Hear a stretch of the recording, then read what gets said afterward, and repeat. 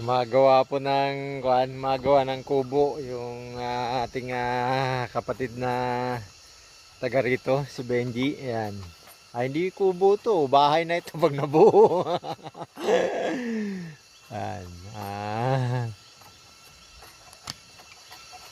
Dito pa hindi problema yung kahoy at napakaraming kahoy eh.